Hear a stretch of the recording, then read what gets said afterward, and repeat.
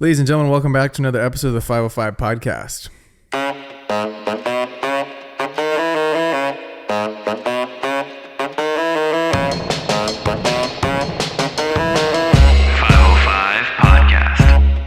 Wow, it feels good. Round 2 without Little Rock. Oh, right. He's still in the land. People gotta be loving these episodes, man. The downloads have been through the roof. I don't know what the correlation is. Engagement. People have been watching it from start to finish more. I don't know what. There's always like a weird time where it drops off and then it comes back up, and then we put the thing over it. It's just whenever he speaks. Yep. You just deep decline, and then it comes right back up though.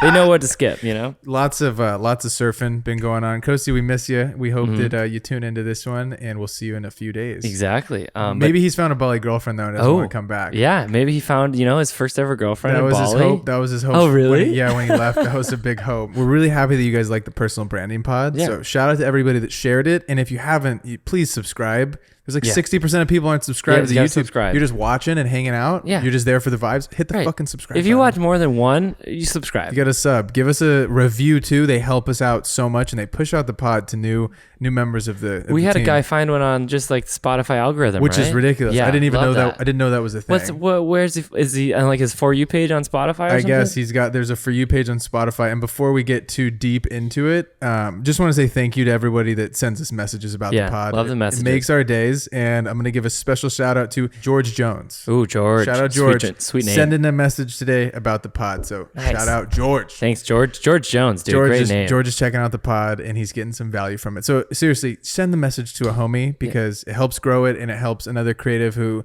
needed this when they were starting out. That's why we made it, you know? And it makes us feel better when our fucking Premiere Pro is crashing, dude. Yeah, it makes me feel great. God, I fucking hate that. Okay, so I got the new M1 chip, right? How much is that M1 chip? Like $5,000? I don't know. It's crazy. Kostas and I also have the M1 chip. And lots of problems. Braden and I both shoot on C70, which is MXF files. And for whatever reason, the Premiere Pro M1 chip, they don't interact with the MXF files very well. Literally only the MXF too. It's so fucking annoying. And so you get like that, if you guys get like the error retrieving frame, I get, and then like the reoccurring frame or some shit. It's a red little rectangle that shows the bottom right corner. It's so fucking annoying, and it slows down the whole thing. It makes the whole project slow. Yeah. So we're running into that issue, and a lot of people in the industry have been jumping ship over to this other platform called DaVinci Resolve. Which it was initially just like for color, but now they're doing edit, and apparently they're just taking the world by storm. Sam Colder fucking loves it. Made a whole course about it. Yeah, he completely switched over, and I mean, this is where it gets tricky. Like I would switch. I would think about it. I don't know if I would do it. I'm gonna take the back. I would think about switching because I've spent over 10 years of my life dedicated to one software. Right. I feel like I could literally do it blindfolded. Yeah, same. So when it comes to switching, I'm like, I don't know. And also everybody that I work with and whatnot use Premiere. Right. So they would be pissed. They'd be like, yeah, we can't work on shit together. So it wouldn't even be a cross in my mind. The only if I was like in another universe and I didn't work for the Lakers, I didn't have anybody that also used Premiere, I would think about learning a new software. Yeah. But God, does it suck to learn a new software? And like I want Premiere to work, man. Yeah. I just want Premiere to work. I don't want to have to jump ship. It sucks. 'Cause I like using it. I can send it straight to After Effects. I can send it straight back. Put the Photoshop shit in there. So just Premiere, figure it out, okay? Because it really makes me mad. Really makes me mad. We gotta get an adjustment going there, and I gotta. You were speaking of adjustments, I don't know who thought this would be a funny prank to play on us. The other day, we're going on to Lakers team playing, right? You guys know the drill. We walk onto the tarmac. It's a really fun time. We get out there, right? I look at the plane. I go, that's weird.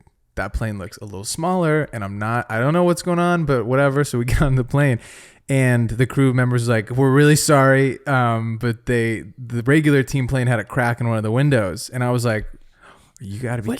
What would happen if you flew with a crack? Would it like? You think? I think there's the a chance cabin pressure situation. Yeah, we get all fucked up. Maybe right? it just shoots us out. Right. We just get shot out get the sucked side. out. Yeah, get sucked out the window. Yeah, like a vacuum. I have no idea, but apparently there's a tiny crack in like one of the windows or whatever, so they had to switch us out for a regular plane. But it was super funny because I was right there taking videos of people coming on the plane. They're like, whoa, oh, that's funny. What's going on? They're all pissed about how small it was. No, they were just making jokes. Yeah, they were just fucking around. But it was funny. We were just giggling and.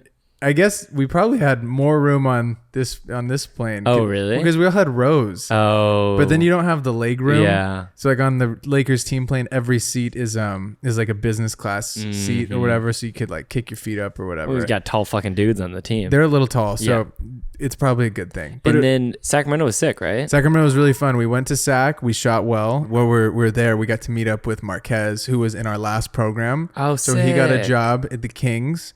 So he's been working with the Kings, interning at the Kings, learning from those guys, and they're cool people at the Kings. Wow, so it really worked out for him. Yeah, really. Taking the course. It worked out well, and it was super funny because I got to shoot on the floor. We get to shoot on the floor for a few periods, and we rotate with whoever's doing photos. So photo guy was on the floor. His name's Ro, and then I was shooting from like a slash location on the side.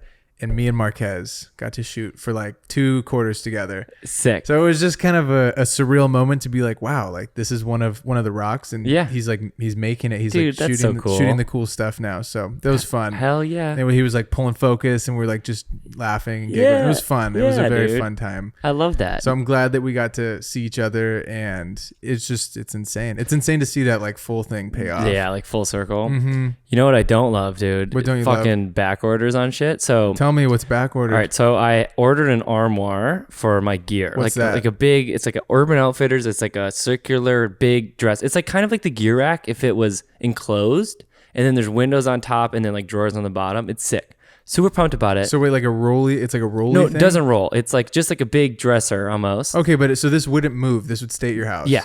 Oh, okay. It'd be like the gear rack. It's a gear rack situation, but it has like a windows. It's like glass and it's like covered. Kind of like what like a gun case would look like. Yeah, but like sexy because it's Urban Outfitters. You feel me? Okay. So I ordered that in, I don't know, September. Okay. It's supposed to come on my birthday. Okay. Fucking September. didn't. What?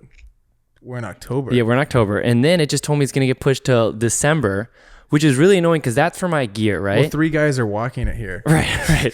From Urban Outfitters factory in Philippines. Yeah, the way. They're swimming with it. they're just floating with this dresser. It's so fucking annoying because all my gear's in boxes then. Okay. And I have a fucking big, I leave for Georgia on Sunday for like a 5-day shoot, and I have all this gear that I need to get ready, need to prep it up, and it's all in a box, so I'm like trying to grab it, and every time I had the boxes real organized because I knew this was going to happen. But every time I grab the drone, it's on the bottom, right? It's in a case on the bottom. So I grab the bottom, everything just falls in. So like, good for it. The boxes are unorganized, and it really fucking annoys me because I got a lot of prep to do for this shoot, which brings us to our fucking topic. Yeah. We're going to talk about just how to prep for a big shoot from everything, like chronologically, like look, starting on the location scouting, ending on like the night before, and like everything you need to have ready, etc. This is gonna be very comprehensive. This is something I needed this back in the day because I just didn't have a plan. I think we all need this still, honestly. I think it's very top of mind for me right now. It's like all I've been thinking about. But I think we should just get into it. I love it. So you already have this job, right? Yeah. Like this is if you already have a job. Yeah, you got that. You made like whatever. You already did the treatments and stuff. You did all the meetings. Or you didn't. Right. Hopefully you did. You got like the price. You're ready to shoot. The company's like, you're going to give you the money. You're going to shoot this thing. This is how much money you have. It's going to be cool. Okay. So you're already there. But now you're just like, you need to make the video good. We need a process. Exactly. Okay. So we start with location scouting. That should be the first thing you do because you don't know what you're going to be able to capture until you actually see the place. And I think it's really important. I never location scouted before. I'd be like, oh, I'll just show up and just shoot stuff. You just get better shit if you location scout because you go there, you can I always bring I got that sun tracker app on my phone. So I track, so I'm like, say because a lot of the times you're location scouting at like 8 a.m. or whatever, but the shoot's not till 4, like when you actually are going to shoot in a week or whatever. So you bring the sun tracker app so you can see like, oh, when we're here, the sun, like when we're actually shooting, the sun will be over here. And then like by the end of the day, it'll be over on the left side. And like, oh, the light will probably come through this window. Oh, cool. Right. On my last shoot, actually, there were like 2 pillars like on a catwalk, and I did the sun tracker app, and I'm like at 4:30, the sun's gonna like come through those, and it's gonna look sick. So I like scheduled this one shot to be at 4:30, and then it was just what I thought it was gonna be. Perfect time. But I wouldn't have known that if I didn't use the sun tracker app or location scout, right? So location. So we're just going and we're walking around the rooms. Yep. Maybe taking iPhone photos. Yeah, smart. Got it. So maybe a couple iPhone test videos. Yep. So you kind of got something to play around with. And then you can show like the client, like this is probably where we'll put this. This is where we're gonna put this. Make sure so you'll get inspired, right? But like, oh, like look how the sun's like hitting that like weird pool. It's like reflecting all the light, and it's cool. And this, I think that'll also help you when you get there, right? You're not going to be like, oh, where's the outlet? Or yes. So yeah, make sure. Yeah, I always make a checklist on Location Scout. I check the sun. Fucking, are there outlets? That's how I always ask, because sometimes you get there and you're like, oh wait, there's no powered out. You got to bring like a generator or something. So it helps you determine what you're going to need to actually pull the shoot up. Because you don't have outlets, you're kind of fucked. Okay. Yeah, and you also know like we've had this issue where we made the shot list beforehand, and then we got to the thing and we're like, well, there's no space. Like, you need to know how much room you're going to have. Like, can you go telephoto? Or maybe you can't because it's all inside and it's really tight in there, and you know. Something that I don't think a lot of people think about is like all the gear, right? So I was talking to Sharif. They did like a shoot this last week with his agency, and they had actually rented 3 houses on the street. So the one house they were shooting at, next door was hair and makeup, and then the next house was the gear house. So like if you have enough money to do something like that, and you could rent maybe one extra house to like keep a ton of crew outside of the main house. So it's like, this is only for shooting or whatever. It really does help you save some space. Yeah. Like saves you clutter and like all, because I remember anytime you go somewhere with a team of people, like you have to account for if we have to have snacks here, if it's lunchtime, like where's all that stuff going to go? Right. And you need a scout for that, like all the little stuff on these big shoots, like for like Genesis and shit. There's always like a base camp where everyone like parks and does like their COVID test, and then there's another great thing, like a Walmart shuttle. Parking lot. Exactly, you need like a parking lot of some sort to get 40 people. Without having 40 cars outside of a residential neighborhood. Actually, this is total tangent. I haven't thought about the story in so long. This was I was just like doing like some like small like BTS filming shit, like B unit stuff on like that Tom Holland, what the fuck, the video game movie, Uncharted commercial. There was a commercial for it though, for Hyundai, and there was a base camp shuttle. So I got on the shuttle. A few other people got on the shuttle. It's like super early in the morning, and this one lady comes on, and she keeps asking the bus driver like, "Hey, this is like going to set, right?" And I think he was just like so over it, and he's like, "You mean North Hollywood?" And she's like, "This is going to the car wash, right?" And he goes, yeah. It's the bus stop, North Hollywood. It's near a car wash. And then I'm like, oh, he's fucking with her. And I thought it was funny. And she was like, "You're going to set?" And I was like, set. Like, I think I might get my car wash in North Hollywood, but like, I don't think I'm like going to go to set. And she was freaking out. And then we got off there and she goes, "Fuck you guys." It's so funny. But yeah, location scouting is important. Are there telephone wires for your drone? Oh, that's important. Well, you want to find them. You want to find them and hit them. Yeah, don't do that. But it's important to be like, okay, are there a shit ton of obstacles? Where can you fly? Where can't you fly? Also, bring your drone, because a lot of the time you get there and it says you can't take off. I did a shoot, I remember, in LA at really close to LAX, and there was 5 videos, and part of every single video had an opening drone shot. And then we got there and it said cannot take off, and I was like, we will cross this bridge in the edit, and I will talk to them about that shot not existing now. So it's very important to do that before, because then you save the conversation of, because you're not going to have it at the day of. You're not going to be like, oh, let's just ruin the whole day. You know, so maybe you're going to tell them like the next day have a call or whatever. So it'd be so much easier for you on shoot day to be like, oh, by the way, that shot's not possible anymore. We can't do it. It's just it's not possible. We cannot do it. Even a week before, if you go and you bring the drone with you, which I've been doing if I have a drone shoot, I bring it, I check it, and if it can't, then you have a week to actually figure out like, okay, but maybe we could get this right. We could get this a different way, and then it solves that problem. So bring your drone on the location scout, very important. But once you finish your location scout, then you actually know, like we said, kind of like what gear you can bring and what gear you're going to need. Like, say it's like, you're like, oh, it's dark as shit in here. Like, this parking garage is dark as shit. We're going to need like 3 huge lights. Or maybe it's just like, you know, there's actually a ton of sun. We can just bring like a reflector and kind of shape the light. So again, location scouting then leads you into gear rental, which is like our next step in this process. And it's based off of it. Like, okay, what kind of lenses are we going to need? Do we need a really wide lens? Is there not a lot of space and we're going to be like crammed as fuck? Or like, do we need lights? Do we need reflectors?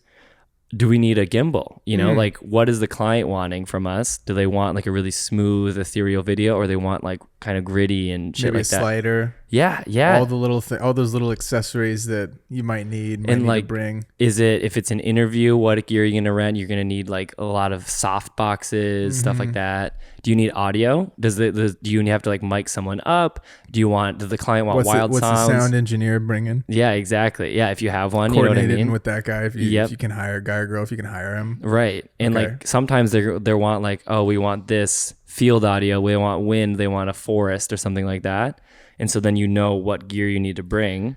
Yeah, and I think with the gear prep, obviously you're allocating like a certain set of resources to that right. portion of bread. Absolutely. So thinking about that when you get hit with this is, we have this amount of money, like how much money can you, sometimes I will say it's some people have different opinions on this, but you can spend more on this camera gear, make less money, make something cooler that's going to bring you 10 times more bread in the future because you spent more money, you got a nicer camera, and it allowed you to make a higher quality look that maybe a more professional company or like a bigger brand would look at and be like, this is of the same quality that we do stuff with and for. But if you show them maybe something that looks a little bit more amateur-ish, just because you wanted to save money, because you want to save some bread, you might shoot yourself in the foot and not make as much quicker, longer term. Right. It really comes back in just to like investing in yourself, because if you make a little less money, then it could lead to you making some serious fucking money.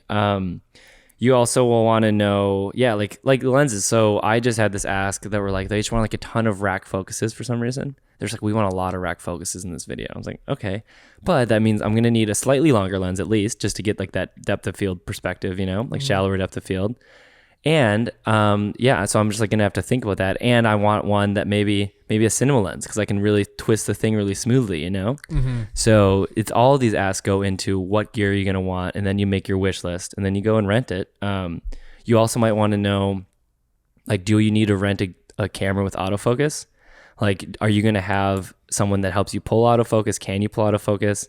Or can you pull focus? Or like, if you really want to rent like a big cinema camera that doesn't have autofocus, you're going to need to get like an assistant camera, a AC guy to pull, focus for you, which brings us to our next thing, which is probably crew, man. Yeah, the crew, the peeps to pull it off, pull off the thing. So I think what you can do when you get hit with these things, this is why it's so important. We talk about like networking in other pods. Right. Like, there's literally a whole pod on how to make networking not suck. You should listen to it if you haven't. But this is why it's so important to have a solid network of people. Yes. Because there's going to be a time and a place, I promise you, when you hit up your buddy who's your go-to guy and he's already booked and he's busy and he can't do it. And you're going to be like, oh, this is the only person that I've ever gone to for this stuff. Right. So I need to figure out a way to still make this thing the same exact quality that it would be with Billy, but I need Timmy now. Right. I can't have Billy. And you substitute Timmy. Yeah. So you need to have a solid network of people, be thinking about that. And, if you can, you got to figure out what these people's day rates are. Right. And what, right. if you need them for the whole day, if you only need them for half the day. Because again, it's going to eat up your budget, but it's also going to probably lend itself to a much better, higher quality video that's going to make it just better for you in the long term. Yeah, like when you got one guy helping, one guy with one specific job doing this said job really well at a high level, everybody makes better stuff. Right. Because I think you and I both, I mean, I still do sometimes, but like we just like, you one man band it, you set up all the lights, you're running around, you're bringing the camera, you're setting everything up, you're pulling focus if you have to. And it's fine. But I feel like a lot of the time when you have a team, you just make something way better. So some people to think about. So an AC is an assistant camera. They'll help build out the camera. They'll help pull focus remotely if you got that set up. And that's really important if you have like a bigger cinema camera that needs to be built out differently and also like needs focus pulling. Gaffers and grips, guys that are going to set up lights, know what lights to use, plug them in, move them around. So like if you're shooting an exterior shot and then they need to set up lights like in a different place, they can be doing that while you're shooting, and it just saves you a shit ton of time, because like gear, putting the lights up, getting it all right takes forever, and it really slows down your day if you can't be shooting something else while they're setting up lights and stuff. They also just usually know what the fuck they're doing with lights, and it always makes me like, oh man, I'm shooting the fuck out of this, but really just the gaffer like knew where to put the light, and it makes it look way cooler. You know what I mean? That's real important. It's also nice to time is everything, right? Like you'll get to a situation where it's like 3:00 and you're maybe like a few hours behind, or you're probably not going to be early. I'd be shocked if you're early. You're usually going to be behind, and then you'll be like having to make up ground, and it'd be so much easier and nicer if you had like a team of people that you can rely on that are like, oh, hey, Mike, can you go do said thing while I'm still getting this shot? And right. Just going to help you out a lot. Right. And like going off that, like having an AD and assistant director is all about just like scheduling, and they'll like keep you on track. Yeah. They'll always say like, we're an hour behind. Like we need to like go a little faster on this part. This isn't just for a commercial that's like huge. Right. You can do this on a really small, like let's call it like $500 to $1,000 bucks, right?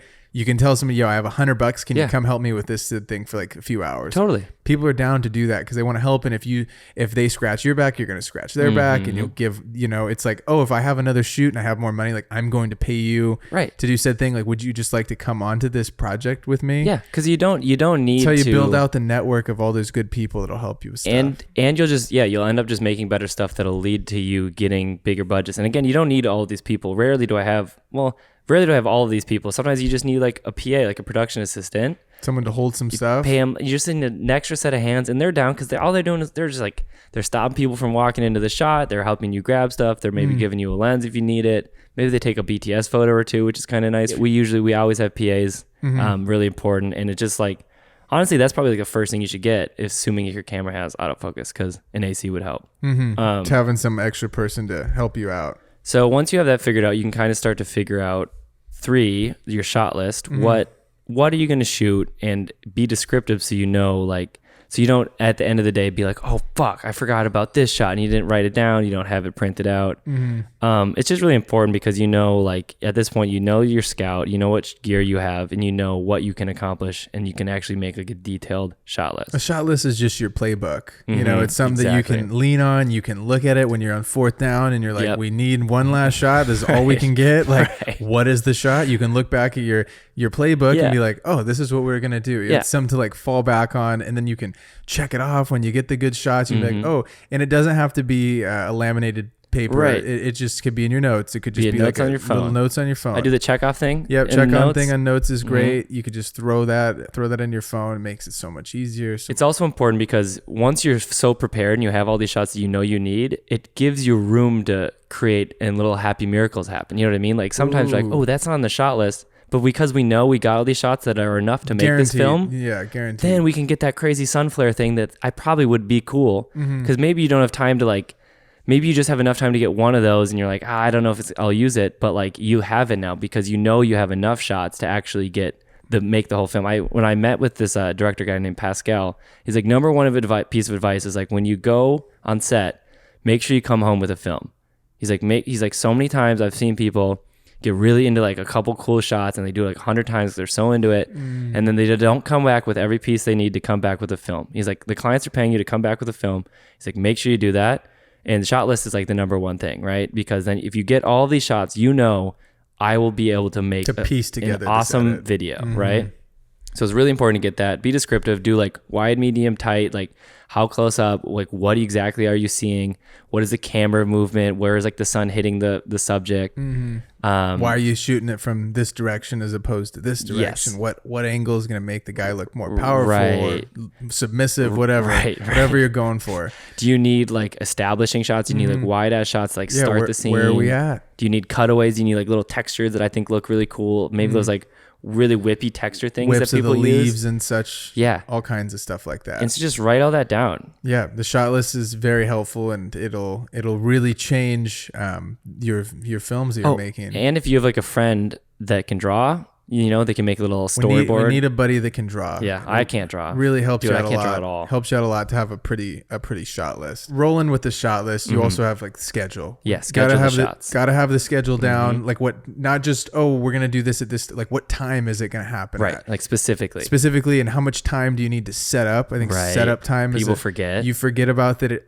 That didn't take 5 minutes. It took a half hour. Right. And then the whole day is messed up, and it's really your fault because you didn't prepare for that. And like I said earlier, like some shots just will look cooler at different times of the day. Like if you have a shot where you really want the sun to be coming through, it's only going to do that for a half an hour. So if you say like, okay, I just know that when the timer goes off at 4:30, I have to be set up to get this one shot because that's when the sun's going to look like that, and it's not going to look like that the rest of the day. Or like maybe like some shots only work at night. So you got to schedule it out. So you okay, I don't have to be getting this right now because it's only going to look cool at night. Game of Thrones, that's when I'll do it. Do you see they got bored and they shot a whole night scene at daytime? Dude, that was a great idea. Dude, that was so weird. But yeah. Weird call, and that's why you should plan for that stuff. Right, yeah, just shoot it at night next time.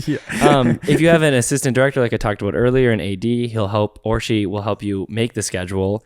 They're really good at that. That's like what they do. They'll help make the schedule, and then they'll keep you to the schedule as you go, which is like, hey, we only have 2 more minutes to get the shot, then we have to move on. It's really nice because then you know you're not going to get fucked. Yeah, and I think last on this whole list, this is just from Chase and Fig, little things that I think that we've messed up or that you potentially could mess up, that definitely shouldn't be messed up, and we're gonna save you so much time and anxiety. We've both made these, so yeah. This is double check, just stuff to double check the night before. Double check the night before, right? When you go get the rental from the rental house or whatever, or from ShareGrid, you got to make sure that this stuff works at home. And you know how to use it. And you know how to use it. Someone had hit me up, this is a minute ago, they had like done a wedding or something, and then the mic didn't work when they got there, and it's is unfortunate. It just sucks. Right. But you can try the night before to try every single thing in the rule book to fix it, you know? Yes, and you can figure out, like, so I have this shoot coming up. I haven't flown my Mavic 2 Pro in a very long time.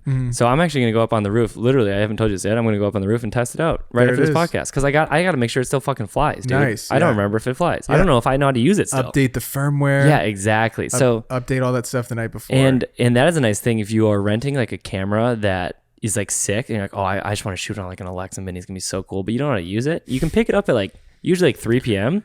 And you have until whenever you go to bed to figure out how to use it, which is kind of nice. And you don't have to pay for that time. Yeah, I think, preparation changes expectation. Exactly. Batteries charged, cards are ready and formatted. Yes, so you don't get out there and you got like another day's shoot on the card and you're like, oh, I don't know if I could delete this because I don't know if I've dumped it yet. Or like you shot like 6 clips already in that day and you're like, I got some great stuff, but then you're like, oh fuck, I didn't format it beforehand, so I'm gonna fill up my card. Yep. And then you gotta format the whole thing and you lose everything. You lost the 6 clips that you wanted and it's just terrible. Oh my gosh. Okay, so this is an interesting one. A lot of thank God I had like a knife on me when we went and did this said thing, so I was able no idea where you're going with this. So if you get a power strip, they come with usually like 3 prongs, right? Well, if you're in a parking garage or a lot of places, they don't have the 3rd prong. They only have the outlets. The outlets only have 2 prongs.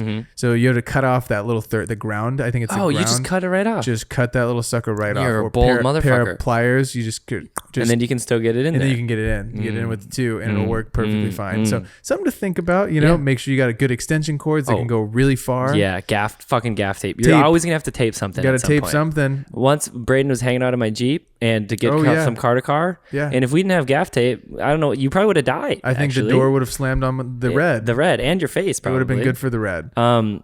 Plates for like your tripod. Bring plates for your Ronin. Make sure there's the screw. Kostas always loses that little screw. Loves that screw. And then he bought 100 more, and then none of them work. Yeah, Kostas bought like 49 from Amazon and not one fit. Yeah. It's just something you got to test all this shit out before you go out, because we don't want you to make these exact same mistakes. And things. Ultimately, at the end of this, you're prepared as fuck, right? You've done all these things. You've done every single thing we said. You double check the night before even.